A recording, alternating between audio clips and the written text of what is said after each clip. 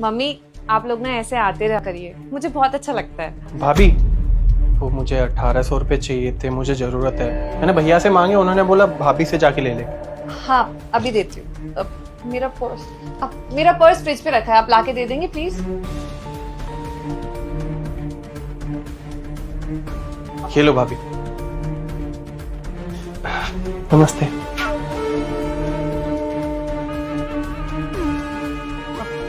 1800 खुले नहीं है मेरे पास, आप ही पूरे 2000 रख लीजिए। ठीक है भाभी, इसमें से 200 रुपये बचेंगे, मैं आपको वापस कर दूंगा। नहीं वापस देने की जरूरत नहीं है, आप अपने पास ही रख लीजिए, आपके काम ही आएंगे। ठीक है भाभी, थैंक यू। बेटा ये कौन था? इनके छोटे भाई है। सगा भाई है? नहीं सगे नहीं है, बुआ का लड़का है। तो बेटा फिर तूने इसे पैसे क्यों दिए? मम्मी ये हमारे साथ रहते हैं तो मैं ही पैसे दूंगी ना, और कौन देगा? पड़ोसी थोड़ी देगा। इसका मतलब ये लड़का कोई नौकरी वोकरी नहीं करता है? तो दीदी जीजा जी इसके सारे खर्चे उठाते हैं, तो फिर ये क्या करता है? हाँ तुम्हारे जिया जी इनके सारे खर्चे उठाते हैं। वो एक्चुअली अभी ये पढ़ाई कर रहे हैं ना, अभी नौकरी नहीं करते हैं, तो इसीलिए हमारे साथ ही रहते हैं। अभी कुछ महीनों से हमारे पास आके रह रहे हैं। क्या एक अनजान लड़का तुम्हारे घर में रह रहा है और तुम उसके सारे खर्चे उठा रहे हो? बेटा वो एक नंबर का निठल्ला इंसान है। अरे निठल्ले इंसान का खर्चा क्यों उठा रहे हो? अरे तुझे पता है दामाद जी दिन रात मेहनत करके कैसे पैसा कमाते हैं, और तू क्या कर रही है? तू उनके कमाए हुए पैसों को ऐसे किसी और के ऊपर उड़ा रही है। वाह! अरे अगर दामाद जी का सगा भाई होता ना तो मैं कभी नहीं कहती कि तू क्यों उनको पैसे दे रही है। पर बेटा ये तो पराया है ना, क्यों अपना धन परायों पर लुटा रही है? हाँ क्यों बर्बादी के उस पे आ गई है तू? हाँ मम्मी आप बिल्कुल सही बोल रहे हो, इसे कहते हैं अपने खुद के पैरों पे कुल्हाड़ी मारना। अपना घर खुद ही खराब कर रही है दीदी। अरे ये आप दोनों क्या बोल रहे हो? मुझे कुछ समझ में नहीं आ रहा। बेटा मैं तुझे आराम से समझाती हूँ। देख दामाद जी इतनी मेहनत से पैसे किसके लिए कमाते हैं? अपने परिवार के लिए, तेरे लिए, बच्चों के लिए, अपने माँ बाप के लिए। अरे वो इसलिए थोड़ा ना कमाते हैं बेटा कि तू उनके पैसों को उड़ा दे, वो भी किसी पर भी जिसे तू जानती ही नहीं है, पहचानती ही नहीं है। और बेटा एक बात ना ध्यान रख, अगर तू आज ऐसा पैसा उड़ाएगी ना तो कल को जब तुझे पैसों की जरूरत होगी तो किसके आगे हाथ फैलाएगी है? और बेटा मैं तेरी माँ हूँ, कोई दुश्मन तो हूँ नहीं, तेरे अच्छे के लिए तुझे समझा रही हूँ। आजकल के जमाने में ना कोई किसी का नहीं होता है, तुम किसी का कितना मर्जी कर लो वो तुम्हारा सगा नहीं बनेगा। आई बात समझ में तेरे? बेटा घर चलाने में ना बहुत पैसे लगते हैं, घर बहुत मेहनत के साथ बनता है और बहुत मुश्किल से चलता है। ये बात कब समझ में आएगी तेरे? अरे हर किसी को अपना बना लेती है। और आज तो तू इस लड़के पर पैसे खर्च कर रही है, कल को इसकी नौकरी लग गई ना तो तुझे पूछेगा भी नहीं, छोड़ के भाग जाएगा। अरे जितने पैसे तू इस लड़के पे खर्च कर रही है उतने पैसे तू अपने ऊपर खर्च कर, शॉपिंग कर, अपने लिए साड़ियां ला, पार्लर में जा। अरे क्या इसके ऊपर पैसा खर्च कर रही है? समझदारी से काम कर। और तो और हट्टा गट्टा नौजवान है, बोलना उसे पढ़ाई के साथ साथ पार्ट टाइम नौकरी भी कर ले। अरे लोग भी तो करते हैं ना, पार्ट टाइम नौकरी करेगा तो 4 पैसे हाथ में आएंगे, तुम्हारे सामने हाथ फैलाने की जरूरत भी नहीं पड़ेगी, अपने पैरों पे खड़ा रहेगा। और बेटा पैसा हमेशा वहीं दो जहाँ से आने की उम्मीद हो, और यहाँ से तो मुझे लग नहीं रहा कि तूने जो पैसे दिए हैं वो वापस आएंगे। अरे मम्मी आप इसे क्या समझा रहे हो? कभी ये सुनती है आपकी? हमेशा अपने मन की करती हैं। इनसे बात करना ना बिल्कुल बेकार है, कैसे बहस करनी है आपसे? लेकिन मम्मी आप ना बिल्कुल भी टेंशन मत लो, मैं इनकी तरह बिल्कुल भी गलतियां नहीं करूंगी। अपने पति के पैसे ना संभाल के रखूंगी, 1 रुपए भी इधर उधर नहीं जाने दूंगी। तू मेरी तरह कभी बन भी नहीं सकती, और ना ही मैं तेरी तरह बनना चाहती हूँ, क्योंकि तू ना घर तोड़ने का काम करती है और मैं घर तोड़ने वालों में से नहीं हूँ। और आप क्या कह रही है मम्मी? आप बोल रही है मुझे कि मुझे इनको पैसे नहीं देना चाहिए। अरे आप मुझे मेरे घर में दरार डालने के लिए बोल रही हैं, घर तोड़ने के लिए बोल रही हैं? आप मेरी माँ हैं, आपको मुझे ऐसी सीख नहीं देनी चाहिए। आप एक बात बताइए, अगर शिवानी मुझसे कभी पैसे मांगती है और मैं उसको पैसे देने से मना कर दूं क्योंकि मेरी तो शादी हो गई है, मैं दूसरे घर चली गई हूँ, मैंने कभी ऐसा किया? नहीं किया ना, क्योंकि ये मेरी छोटी बहन है, मुझे पता है इसको जरूरत होगी तो ये मुझसे ही मांगेगी। और शादी हो जाने का मतलब ये थोड़ी है कि मैं अपने परिवार वालों से रिश्ता तोड़ दूं। मेरा रिश्ता आप लोगों के प्रति वैसा ही रहेगा जैसे पहले था। और मम्मी आप एक बात बताइए, आपका भी तो कोई बेटा नहीं है ना? शादी के बाद भी मैं आपको पैसे भिजवाती हूँ, और शादी से पहले भी आपने हम लोगों से पैसे मांगे। कभी हमने ये नहीं सोचा कि हम बेटे नहीं है, हम क्यों दे अपने माँ बाप को पैसे? और आपने भी हमें हमेशा यही सीख दी है, तो अभी आप मुझे ऐसी सीख कैसे दे सकती है कि मुझे अपने परिवार को तोड़ना चाहिए? चलिए आपका कहना एक बारी के लिए मैं मान जाती हूँ, लेकिन आप तब सही हैं जब मेरे पति मेरे लिए कुछ ना कर रहे हो और अपने परिवार वालों के लिए कर रहे हो। जब ये मेरी हर खुशी का ध्यान रखते हैं, मेरी ख्वाहिशों का ध्यान रखते हैं, हर वीकेंड मुझे घुमाने ले जाते हैं, मुझे कभी किसी चीज की कमी नहीं छोड़ते, तो मैं कौन होती हूँ इनके परिवार वालों पे जो ये पैसा खर्च करते हैं उसमें रोक टोक करने वाली? और वैसे भी ये इनके भाई हैं, इनका खुद का सगा भाई तो है नहीं, सगे भाई से बढ़कर है इनकी बुआ के लड़के इनके लिए। और वैसे भी मम्मी, मैं शादी करके तो अभी आई हूँ ना इस घर में, शादी से पहले तो इनके पूरे परिवार का इन पे हक था। और अगर मैं आके इनको रोक टोक करने लगी कि आप अपने पैसे इधर उधर खर्च मत करिए अपने मम्मी पापा पे, अपने भाई पे, तो मैं तो गलत करूंगी ना। जब ये मुझ पे किसी चीज की बंदिशें नहीं लगाते, मैं आपको पैसे भेजती हूँ, कभी इन्होंने मुझे किसी चीज के लिए मना नहीं किया, तो मैं कौन होती हूँ मना करने वाली। लोग पता है सही कहते हैं, बहू आने के बाद घर में कलेश करवाती है। रीजन यही है, आप जैसे लोग उन्हें भड़काते हैं, तोड़ने की सीख देते हैं। पर मम्मी, मैं आपकी बातों में नहीं आने वाली, क्योंकि मैं आप लोग जैसी बिल्कुल भी नहीं हूँ। मुझे अपने परिवार को जोड़ के रखना अच्छे से आता है। और शिवानी, तू मम्मी की दी हुई सीख से ना तू बिल्कुल भी अपने ससुराल में मत चली, वरना तू अपना घर तोड़ देगी और अपनी शादीशुदा जिंदगी ना बिल्कुल नर्क बना देगी। मम्मी, आप भी ना प्लीज सुधर जाइए। अपनी बेटियों को ना ऐसी बुरी सीख मत दीजिए, अपनी बेटी की जिंदगी बर्बाद करेंगी अगर आप ऐसी सीख देंगी उन्हें तो। अरे दीदी, कैसी बातें कर रहे हो? मम्मी आपको गलत समझा रही है क्या? बिल्कुल सही समझा रही है। और आप मेरी बात क्या कर रहे हो? मैं आपकी सगी बहन हूँ, आप मुझ पे पैसे खर्च कर सकती हो, लेकिन वो इतना सगा नहीं है आपका। अरे सगा पराया क्या होता है? उनका कोई अपना छोटा सगा भाई नहीं है। उनके जो बुआ के लड़के हैं उनके सगे भाई से ज्यादा बढ़कर है। और ये लोग बचपन में बिल्कुल भाई की तरह रहते थे, साथ में पढ़ाई की है, घूमे फिरे, खाते पीते साथ में थे। मैं कौन होती हूँ रोक टोक करने वाली? तो मम्मी, आप एक बात बताइए, शादी के बाद आपने भी तो अपने घर पे पैसे भिजवाए थे ना अपने भाइयों को, क्योंकि आप बड़ी थी और आपके भाई छोटे थे। कभी पापा ने रोक टोक की? नहीं की ना। जब पापा ने रोक टोक नहीं की तो आप लोग क्यों रोक टोक कर रहे हैं? हर इंसान को अपने फर्ज नहीं भूलने चाहिए शादी हो जाने के बाद भी। अरे बहुत सारे फर्ज होते हैं, रिस्पॉन्सिबिलिटीज होती है जो शादी के बाद भी इंसान लेके चलता है, उसमें कोई बुराई नहीं है। अगर वो अपने परिवार की पूर्ति ना कर रहा होता तो एक बारी के लिए मैं ऑब्जेक्शन कर सकती थी कि मेरी ख्वाहिशों का ध्यान नहीं रख रहे या फिर मुझे किसी चीज की कमी रख रहे हो। अरे वो मुझे खुश रखते हैं, मेरा ध्यान रखते हैं, उसके बावजूद अपने परिवार का साथ दे रहे हैं, तो उसमें क्या गलत कर रहे हैं? एक अच्छे पति होने के नाते वो एक अच्छे बेटे भी तो है ना। अरे बेटा, इसको समझाने का कोई फायदा नहीं है, इसने करनी अपनी मर्जी है। यहाँ बेइज्जती करवाने से अच्छा है कि यहाँ से चलते हैं हम। चल।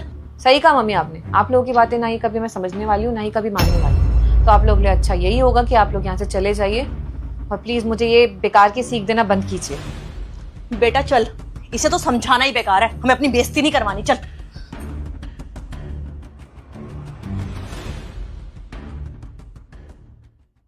ज्योति, तुम्हारी मम्मी और बहन आए थे, कहाँ गए? हाँ, वो एक्चुअली उनको एक जरूरी कॉल आ गया था, इसलिए वो लोग चले गए। अरे पर मैं बस आने ही वाला था, मुझसे बिना मिले चले गए।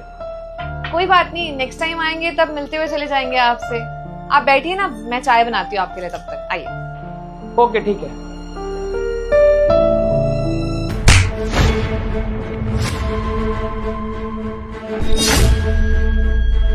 क्या जरूरत थी इतने सारे पैसे लगाने की?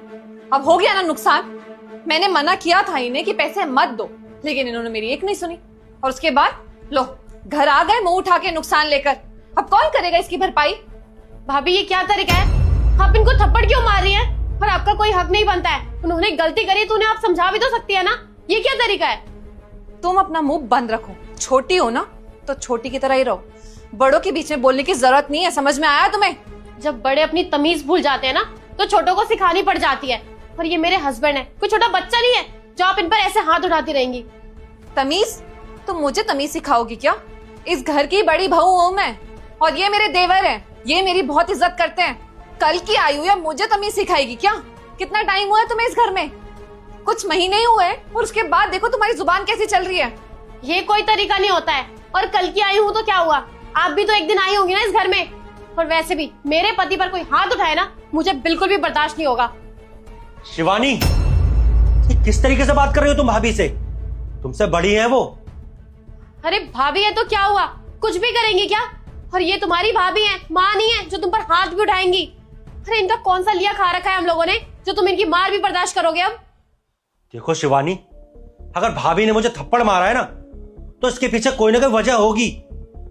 भाभी मुझ पर बेवजह हाथ नहीं उठाती हैं, तो तुम दोबारा कुछ नहीं बोलोगी, शांत खड़ी रहो। सॉरी भाभी, शिवानी की तरफ से मैं माफी मांगता हूँ। इसको पता नहीं है ना हमारे घर के तौर तरीके, अभी नई आई है ना, धीरे धीरे हमारे घर परिवार में घुल मिल जाएगी तो सीख जाएगी सब कुछ। सनी, समझा ले अपनी बीवी को कि मुझसे ना दोबारा ऐसी ऊंची आवाज में बात ना करे। इस घर की बड़ी बहू हूं मैं और इसका ना काम है मेरी इज्जत करना। छोटी है, छोटी बन के रहे, बड़ों के सामने ऐसे कैंची जैसी जुबान ना चलाए। कुछ संस्कार होते हैं, अपने बड़ों का सम्मान करना चाहिए। अगर आप दोबारा मेरे पति पर हाथ उठाएंगी ना तो मैं बीच में जरूर घुसूंगी और बोलूंगी भी, क्योंकि मुझे बिल्कुल बर्दाश्त नहीं है। तुम तो अपनी सारी शर्म लिहाज बेचकर आ गई हो ऐसा लगता है। घर वालों ने कुछ संस्कार दिए नहीं दिए तुम्हें कि अपने बड़ों के सामने नहीं बोले जाते ऊंची आवाज में? बदतमीज। मेरे घर वालों ने मुझे बहुत अच्छे संस्कार दिए हैं, लेकिन मुझे ऐसा लगता है कि आपके घर वालों ने आपको संस्कार नहीं दिए, इसलिए आप इस तरह हरकतें कर रही हैं। और एक बात बोलूं, अगली बार अगर आपने मेरे पति के ऊपर दोबारा हाथ उठाया ना तो मैं बीच में आके फिर से बोलूंगी और भूल जाऊंगी अपनी तमीज। शिवानी, ये तुम क्या कर रही हो? मैंने तुमसे बोला ना भाभी से बदतमीजी मत करो, शांत खड़ी रहो। भाभी प्लीज माफ कर दीजिए ना, मैं दोबारा कभी ऐसा नहीं करूंगा। अगली बार ना कहीं पैसे लगाने से पहले एक बार पूछ लेना, बड़ों की सलाह ले लेना। तुम्हें तो कुछ मालूम है नहीं, इतना बड़ा नुकसान करा के बैठ गए हो। आगे का तो हमें देखना पड़ता है ना, घर के बड़े हम लोग हैं। हाँ भाभी, मेरी ही गलती है। मुझे इतने सारे पैसे लगाने से पहले आप लोगों से पूछ लेना चाहिए था, और मैं दोबारा कभी ऐसा नहीं करूंगा। मैं इस घर की इज्जत के बारे में, इस घर के मान मर्यादे के बारे में ना हमेशा सोचूंगा, और कभी भी इतने पैसे लगाने से पहले ना आपसे या भैया से सलाह ले लूंगा। प्लीज माफ कर दीजिए। और तुम अंदर चलो।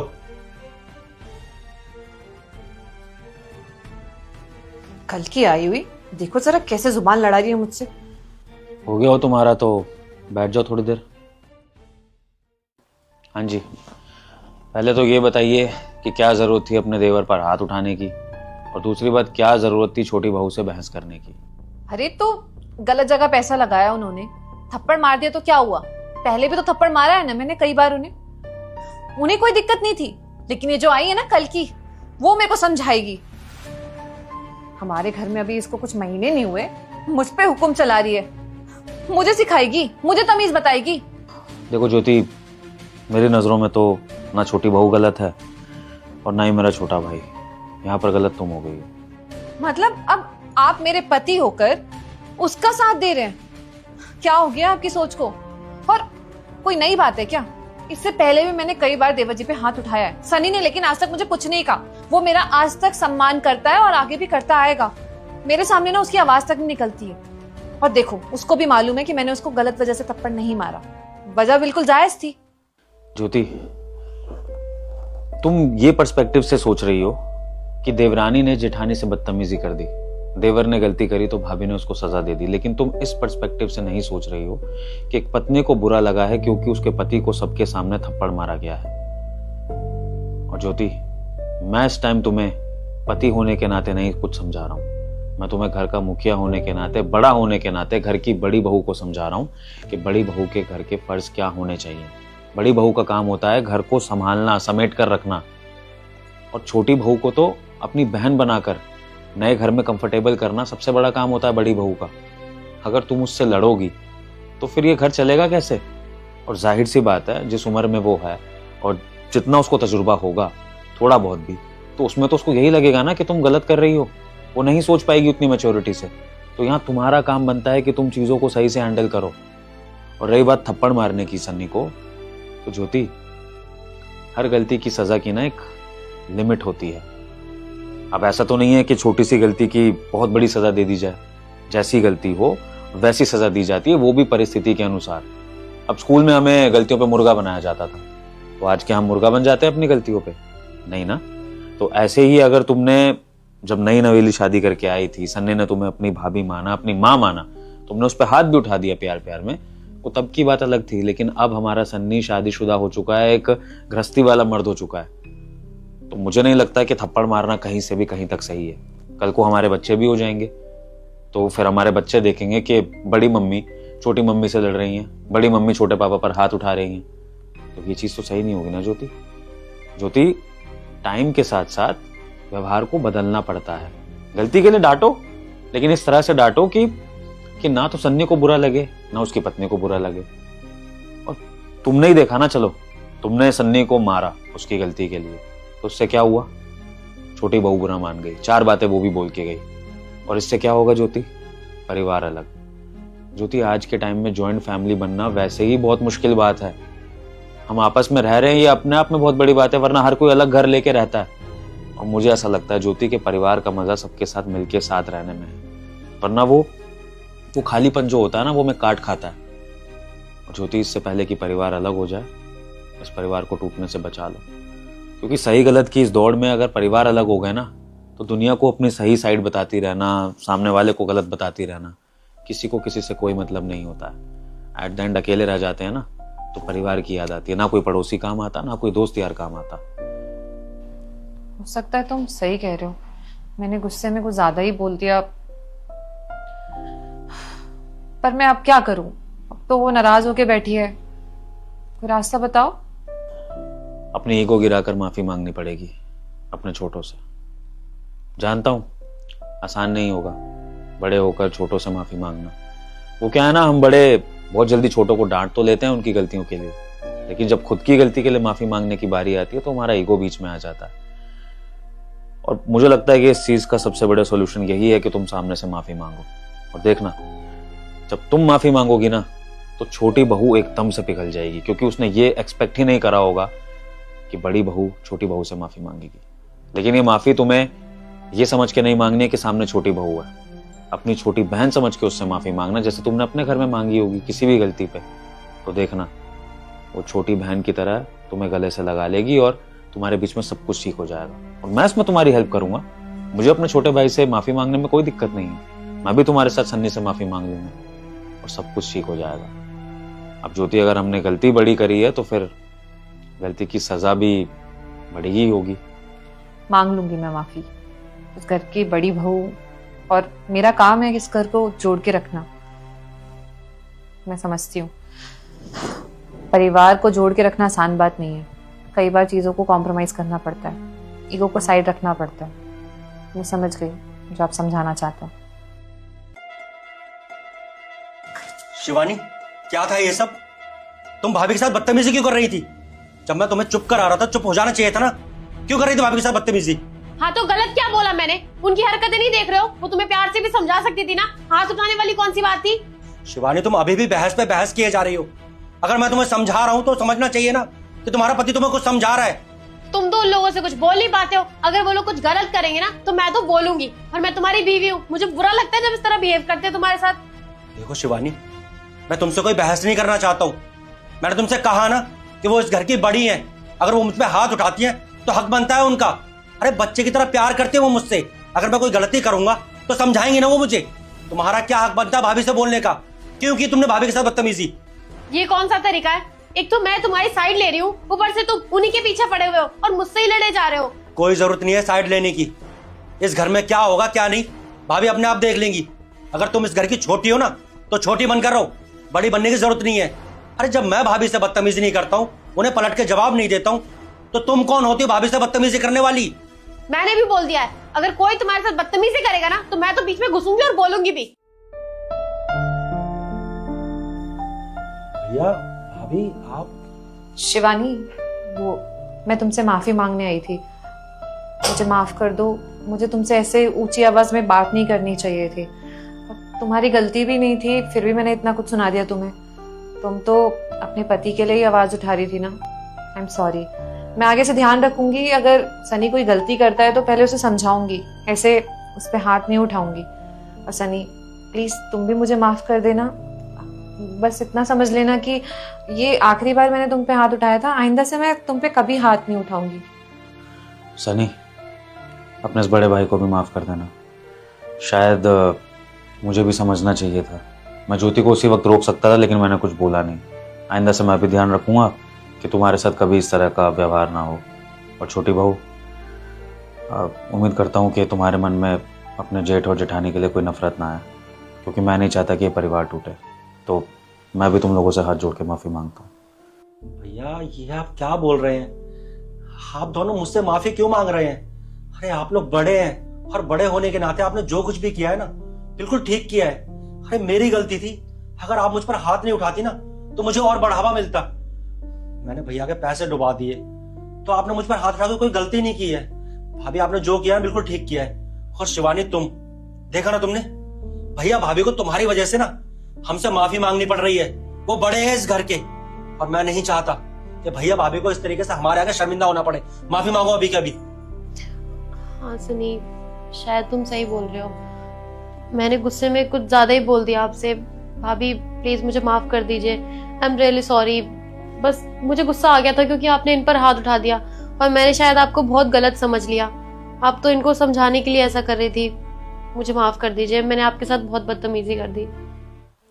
उम्मीद करता हूँ बहू के तुम दोनों की बात समझ गए होंगे। इस घर में जो भी होता है, चाहे वो थोड़ा बहुत कलेश ही क्यों ना हो, वो सब कुछ इस घर की, परिवार की भलाई के लिए होता है। और आइंदा से मैं चाहता हूँ कि तुम दोनों जेठानी और देवरानी बहनों की तरह रहो, क्योंकि तभी इस घर में घर जैसा माहौल बनेगा, है ना सन्नी? हाँ भैया, सही कहा आपने। तो ठीक है, चलो अब ये सारी बातें भूल जाओ। आज कुछ अच्छा सा बनाते हैं और सब मिलके खाना खाते हैं, ठीक है? हाँ चलो भाभी, मैं आपकी मदद करती हूँ किचन में। दीदी मैं आ गया, कहाँ हो आप? अरे भाई नमस्ते दीदी। नमस्ते। आ गया तू एक काम कर, तू आराम से बैठ, मैं पानी लेकर आती हूँ।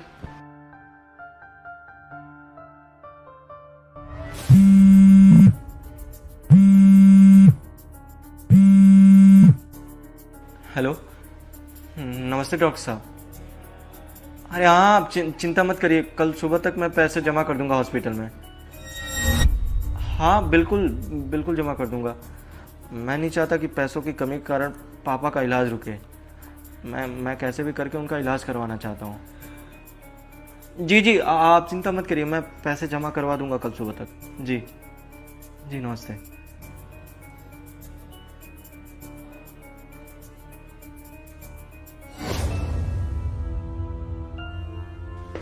और साले साहब, कैसे चल रहा है सब कुछ? बढ़िया, आप बताइए। अच्छा, चलो बढ़िया है। वैसे पापा जी को क्या हुआ? पापा बिल्कुल ठीक हैं, आप ऐसे क्यों पूछ रहे हैं? देखो, झूठ मत बोलो, सच सच बताओ क्या हुआ है। अरे नहीं जीजा जी, मैं बिल्कुल सही कह रहा हूँ।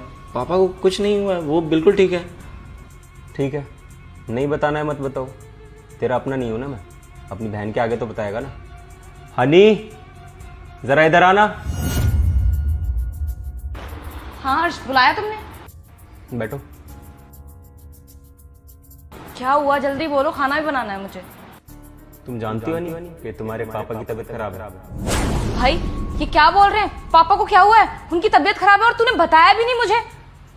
अरे नहीं दीदी, पापा बिल्कुल ठीक है। आप लोगों को ऐसा क्यों लग रहा है कि पापा की तबीयत खराब है? देख सतीश, झूठ मत बोल। अगर पापा को कुछ नहीं हुआ है तो क्यों नहीं आए वो तेरे साथ? वो तो हर बार तेरे साथ में आते हैं ना, तो आज भी आ सकते थे। आज क्यों नहीं लेके आया तूने साथ में? हाँ भाई, अगर पापा की तबीयत खराब नहीं होती तो वो तेरे साथ पक्का आते मुझसे मिलने के लिए। देख तू प्लीज सच बता दे मुझे, क्या बात है, पापा को क्या हुआ है, वो आए क्यों नहीं, वो ठीक तो है ना? देख भाई प्लीज ऐसे चुप मत बैठ, देख तुझे मेरी कसम है, बता मुझे क्या हुआ है पापा को। नहीं दीदी, पापा ठीक नहीं है, हॉस्पिटल में एडमिट है वो। डॉक्टर ने बोला उनके दिल में छेद है। क्या? पापा के दिल में छेद है और तूने इतनी बड़ी बात मुझे नहीं बताई? तू पागल वागल है क्या? पापा की इतनी ज्यादा तबीयत खराब है और ये चीज मुझे पता ही नहीं है। दीदी मैं बताना चाहता था आप लोगों को, लेकिन कहीं ना कहीं डर रहा था कि आप लोग परेशान ना हो जाओ। तू पागल वागल है क्या? इसमें परेशानी वाली कौन सी बात है? अरे वो पापा है हमारे, पाल पोस के हमें कितना बड़ा किया है उन्होंने, और आज जब वो परेशानी में है, उनकी तबीयत इतनी ज्यादा खराब है और ये चीज उनकी बेटी को पता ही नहीं है। तू मुझे परिवार का हिस्सा नहीं मानता है क्या? इतनी बड़ी बात मुझसे छुपाई। कहाँ है पापा, किस हाल में? वो ठीक तो है ना? हनी, एक सेकंड, मुझे बात करने दो इससे। तू मुझे ये बता कि मिठाई का डब्बा क्यों लेके आया? वो जीजा जी, बताया तो था आपको कि बहन के घर ऐसे खाली हाथ नहीं जाते हैं। सही बात है ना, बहन के घर आया है तो मिठाई का डब्बा लेकर ही आएगा। बहुत खुशी की बात है ना कि पापा जी हॉस्पिटल में एडमिट है और तू मिठाई का डब्बा लेकर आया यहाँ पे। वो अपनी जिंदगी और मौत से लड़ रहे हैं, है ना? ये तेरी बहन का घर है, अगर तू यहाँ पे खाली हाथ भी आएगा ना तो भी कोई परेशानी नहीं है। अब सर नीचे झुका क्या बैठा है? इधर देख मेरी तरफ। अब एक बात बता, जब तेरे घर में कोई बीमार होगा और मिठाई का डब्बा लेकर आऊंगा मैं, कैसा लगेगा तुझे? अरे कब मुझे अपना समझेगा, कब बताएगा मुझे दुख?